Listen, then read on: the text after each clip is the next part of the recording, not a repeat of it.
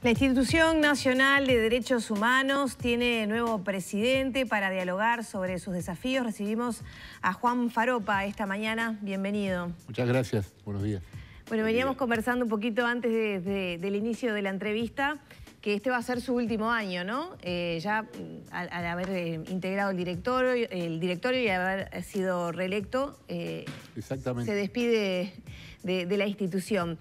¿Cuáles son los desafíos que se ha impuesto, los que están puestos ya sobre la sociedad, pero que ustedes han impuesto para este cierre al frente de la Institución Nacional de Derechos Humanos? La Institución Nacional de Derechos Humanos tiene un plan estratégico que aprobó afortunadamente se aprobó para que trasvase este mandato, o sea, para que cuando asuma el nuevo Consejo Directivo, que debería ser en septiembre del año que viene, ya cuente con una herramienta de planificación, con objetivos, etc. Entonces, la tarea fundamental es hacer efectivo lo que está ya planificado estratégicamente de la misma manera que el Consejo Directivo lo viene haciendo desde que se asumió. Fundamentalmente, priorizar las competencias que tiene la institución, difundir más, mejor, qué es la institución, qué rol cumple, qué cosas puede hacer, qué cosas no puede hacer, porque evidentemente todavía existe, y a todos los niveles, a nivel de la sociedad en general, de actores políticos relevantes, etcétera, un cierto desconocimiento de cuáles son las competencias de la institución. Y después, por otro lado, también un poco en la línea de lo que hablamos antes fuera de cámara, en lo personal percibo un clima de una gran crispación, ¿no? A nivel de la sociedad, a nivel también del sistema político. Da la impresión que los canales de diálogo racional, civilizado, democrático, muchas veces no fluyen, como que hay algunos bloqueos, y creo que desde toda la institucionalidad pública, pero más todavía desde la Institución de Derechos Humanos, tenemos la obligación de contribuir a generar un mejor clima para el debate, para la discrepancia. Yo siempre digo, la democracia no es un lago espejado, un lago sereno, es un mar embravecido, ¿no? Justamente para eso sirve la democracia, para navegar en mares peligrosos, en mares embravecidos. Entonces, dentro de las tensiones normales, de los conflictos de derechos normales, de los conflictos de intereses normales que hay en una sociedad democrática, bueno, intentar procesarlos con un nivel de diálogo respetuoso. Y siempre pensando en las generaciones que vienen atrás que nos están mirando, ¿no? Y que muchas veces no lo tenemos en cuenta. ¿Esto de alguna manera afecta negativamente o va en detrimento de la agenda de derechos? Que por algunos sectores también se ha señalado como que hay intentos de retroceso en la agenda de derechos. Bien, a ver, en materia de derechos humanos, como en todas las materias humanas, las cosas son opinables, los distintos actores pueden tener posiciones diferentes. Para algunos, una modificación, una reforma puede resultar un retroceso, de la misma manera que quizás en otro tipo de cambios que hubo en el país en los últimos años, muchas modificaciones legislativas, institucionales que se dieron, para muchas personas fue un avance importante y a la vez para otros integrantes de la sociedad fue un retroceso. Entonces, a mí me parece que es importante tener en cuenta siempre esa idea, que cuando hablamos de derechos humanos estamos hablando de tensiones, estamos hablando de equilibrios, estamos hablando de la necesidad de ponderar intereses que tienen la misma validez, el mismo valor, que merecen el mismo respeto, pero que muchas veces pueden estar enfrentados. ¿Cuál sería el código común, me da la impresión a mí? ¿Cuál sería el lenguaje que nos permitiría irnos poniendo de acuerdo? Bueno, justamente es el lenguaje de los derechos humanos, en la medida que son derechos universalmente reconocidos, que tienen un consenso a nivel internacional muy amplio. Esto no quiere decir que no se violen o no se desconozcan o que no se puedan vulnerar, aún en los países más democráticos del mundo. Pero yo creo que si nosotros nos marcamos como una agenda los compromisos que tiene el Estado de promoción, protección y defensa de los derechos humanos, nos podríamos empezar a entender. Aún en la discrepancia, aún con matices, pero creo que hay que hacer un esfuerzo para entendernos mejor. Ahora, Juan, en eso que mencionaba, y me detengo porque lo hemos hablado mucho con Lorena sobre la agresividad que notamos a todo nivel, ¿no? Yo creo que hay hay un tema post-pandemia a nivel de salud mental, crispación y todo lo demás que nos viene ganando y que en su momento habrá que con mucho detenimiento ver. Pero también uno ve que hay como... A ver, ¿cómo podemos en un momento darnos cuenta que el sistema democrático se basa en el hecho de que yo acepte la decisión de una mayoría, sea esta favorable a mi posición o no? Pero siempre estoy buscando el mecanismo legal el mes que viene, el próximo, el siguiente o el siguiente para volver a poner sobre la mesa ese tapete. A ver, teñido de aquello de no abandono la lucha. No abandono la lucha entonces, pero en el fondo el no abandono la lucha es que hay un momento en el que debo reconocer que ya se dieron los mecanismos y que hubo una decisión con respecto a determinada cosa que fue democrática. ¿Por qué tenemos la tendencia? Y ojo que no estoy hablando de un tema en particular, puedo remontarme a situaciones que se han dado a lo largo de los años en gobiernos blanco, colorados y frente amplistas. Esa cosa de sigo adelante y sigo adelante y sigo adelante, como si algunos temas no terminaran nunca, casi con una suerte de empecinamiento. Claro. Sí, mira, ahí hay un pequeño matiz. A ver, sin lugar a dudas, la democracia es la regla de las mayorías, ¿eh? Es una fórmula que la humanidad inventó, no es la mejor, tiene muchas varias, pero es lo mejorcito que se nos ha dado como humanidad hasta ahora para poder convivir. Esperemos, seguramente, nuestros hijos, nuestros nietos, capaz que ven algo mejor. Siempre tenemos esa expectativa. La convivencia es una construcción permanente.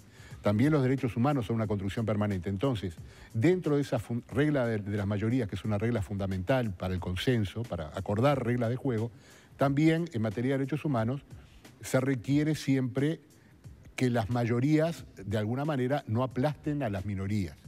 El reconocimiento de los derechos de las minorías es una regla fundamental en materia de derechos humanos. Lo que no implica desconocer esa regla que es básica para el funcionamiento de la democracia y que es básica para los derechos humanos, que es aceptar la decisión de las mayorías. Ahora bien, para no tocar temas... Sí, de actualidad. No, y además, yo, como tú sabes, yo estoy velado también estoy vedado para poder hacer algún tipo de comentario. Vamos a poner un ejemplo, el Brexit en Gran Bretaña. Ahí está. Bueno, el Brexit en Gran Bretaña fue un largo proceso, se discutió mucho, se llegó a un plebiscito, se votó, se aprobó. Luego de eso, amplios sectores de la sociedad británica se dieron cuenta que no era tan buena la oferta como la que se había planteado en su momento, que había una cantidad de dificultades. El problema de Irlanda del Norte con Irlanda del Sur, el problema del tránsito de camiones de Gran Bretaña para Europa, etcétera, etcétera. Entonces se planteó, bueno, vamos a discutirlo de nuevo, ¿por qué no planteamos un nuevo referéndum con respecto al Brexit? Y bueno, y ahí eso fue generando todo un debate de hasta dónde vos podés, justamente como decías, seguir desde el punto de vista de la gran política, ¿no? De la gran política que es la administración de una sociedad, de las reglas, de las normas, del relacionamiento, hasta dónde podés seguir tensando. Bueno, en mi opinión, hasta que se agoten los recursos. O sea, mientras exista un recurso democrático para que la ciudadanía pueda hacer uso de él, que esté dentro de la Constitución, que esté dentro de las normas, yo creo que no hay ningún inconveniente. Pero lo que yo planteaba era más allá de este debate que todos sabemos de qué estamos hablando, sí. Pero más allá de esto, yo creo que esto es anterior, bueno, para ser claros y para no dar vueltas al debate de la LUC sí, de la LUC no, pero creo que también es anterior a la pandemia.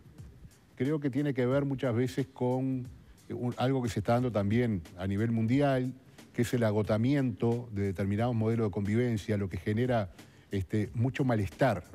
Hace mucho tiempo, en algunas áreas de la sociología se habla del malestar urbano, ese sentimiento de malestar que tenemos quienes vivimos en las grandes ciudades, que para decirlo claramente estamos quemados, ¿no? Estamos quemados con todo y nos enojamos en el tránsito, en el supermercado, con la escuela de nuestros hijos, con un partido de fútbol, con la política. Está como que a flor de piel sale siempre una reacción violenta.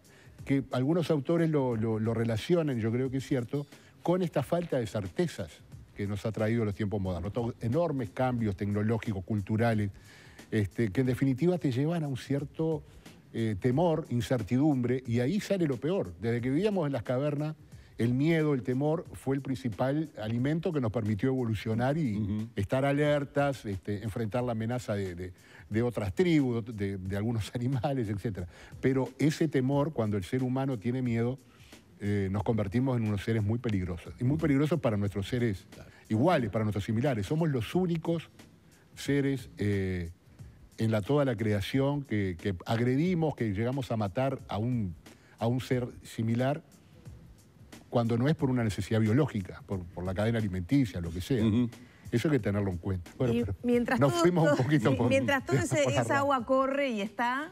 Hay temas puntuales, concretos que trabajar. Hay dos que quisiera abordar antes de estos 5 minutos que nos quedan de entrevista.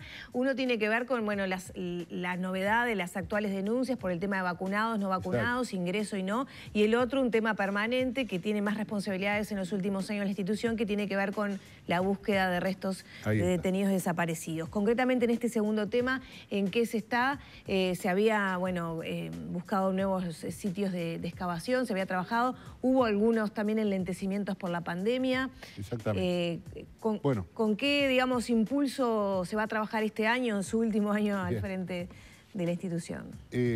Las competencias que tienen que ver con búsqueda de restos de detenidos desaparecidos es una competencia nueva que el sistema político le asignó a la Institución Nacional de Derechos Humanos. Creo que esto es importante. El papel que cumple la Institución Nacional de Derechos Humanos no se remite exclusivamente al pasado reciente. Es más, le digo que dejando de lado el tema de la búsqueda de detenidos desaparecidos, realmente son pocas las cosas que tienen que ver con esa etapa. Igualmente, por supuesto, se sigue solicitando el cumplimiento de las obligaciones que tiene el Estado en esa materia. Pero es mucho más amplia la materia que lo que tiene que ver con la búsqueda. Sin duda es un elemento importantísimo, pero repito, es una responsabilidad que el sistema político le otorgó a la institución. En este momento se está trabajando, estamos trabajando con muchísima reserva, fundamentalmente basados en el respeto que se merece la sensibilidad de gente que ha sufrido muchísimo durante mucho tiempo. Entonces se está trabajando, se siguen ampliando los lugares, pero la decisión que ha tomado el Consejo Directivo, por acuerdo absoluto de sus integrantes, es manejarse con total reserva y no generar expectativas y solamente informar cuando hay algún avance concreto. ¿Se sigue recibiendo material? Permanentemente, sí, se sigue recibiendo. Creemos que hay mucho más todavía, el tema es, encontrar la forma de poder obtenerlo, de generar confianza. Pero bueno, ese es un tema importante. Junto con este tema, que es un tema todavía vigente en el Uruguay de hoy, obviamente hay un enorme menú de actividades y de temas que la institución toca. Discriminación en el acceso al estudio, discriminación muchas veces por razones de género, el tema del acceso a determinados servicios, el tema de situaciones de violencia que se dan con la intervención de algunos organismos del Estado. Y dentro de esta actualidad, como tú decías, justamente hemos recibido muchos casos, muchas denuncias y consultas en relación a este tema del pase verde, por llamarlo rápidamente, que tiene que ver fundamentalmente con la potestad que tienen organizadores privados de eventos públicos de exigirnos que para ingresar tengamos que presentar algún tipo de certificado de vacunación. Esto no tiene nada que ver con la relación de trabajo. Respecto a relaciones laborales también hemos recibido consultas, pero el Ministerio de Trabajo ya se ha expresado claramente que con la actual normativa no existe ninguna disposición que obligue al trabajador a estar vacunado y ningún empleador le puede exigir esa vacuna en el marco de la relación de trabajo. ¿De acuerdo? Pero eso no se aplica, por ejemplo, para eventos actividades donde, por ejemplo, el partido de hoy de Uruguay solamente pueden entrar las personas que se hayan vacunado. Exactamente. El tema es que en el caso de los espectáculos, lo que se aplica es la ley que se aprobó en la administración anterior, vinculada en sus orígenes, seguramente todos lo recordamos, con la violencia en el deporte y más concretamente en el fútbol. ¿Se acuerdan que hubo una discusión muy grande? Sí, ¿quién presta la seguridad? La AUF, el Ministerio del Interior. Bueno, se aprobó una ley, pero esa ley está redactada en términos amplios y por lo tanto se puede aplicar a otros eventos. ¿Esto qué significa? Que el privado que organiza un evento, que puede ser un espectáculo público, un espectáculo deportivo, social, religioso, o que tiene un emprendimiento, un gimnasio, por ejemplo, puede establecer como condición el tema de la vacuna. ¿Por qué? Porque la ley de derecho de admisión se lo permite. Lo que no le permite la ley de derecho de admisión es aplicar medidas discriminatorias, que sean discriminatorias por razones de género, de religión, de raza, de opinión política, etc. Entonces, lo que la institución va a hacer en estos días, porque estamos trabajando con eso, es tener un pronunciamiento claro para decir, bueno, exigir a una persona para ingresar a un evento público, un espectáculo, un partido de fútbol, la vacunación COVID-19, ¿constituye o no constituye una medida racista, xenófoba, discriminatoria? En esa dirección la institución resolverá, fundamentalmente pensando que en una sociedad democrática muchas veces no, siempre debe regir el bien común, el interés general, sobre el interés individual. Y como decíamos al principio de la nota, volviendo a esta tensión, a estas antinomias, ahí tenemos un caso concreto de conflicto de derechos. O sea que podemos adelantar que en este caso no sería una discriminación porque se va a priorizar el bien común de estar vacunado. Bueno, la institución todavía no dijo nada. Lo estamos manejando en esa dirección, pero bueno, creo que la posición a nivel internacional va en esa dirección. Hay una sentencia muy reciente del Tribunal Europeo de Derechos Humanos respecto a la obligatoriedad de las vacunas.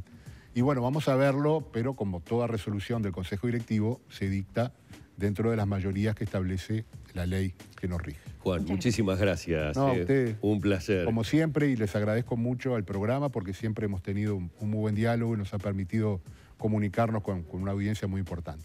Bueno, ha sido un placer recibir en la mañana de Arriba Gente a Juan Faropa, presidente de la Institución Nacional de Derechos Humanos y Defensoría del Pueblo.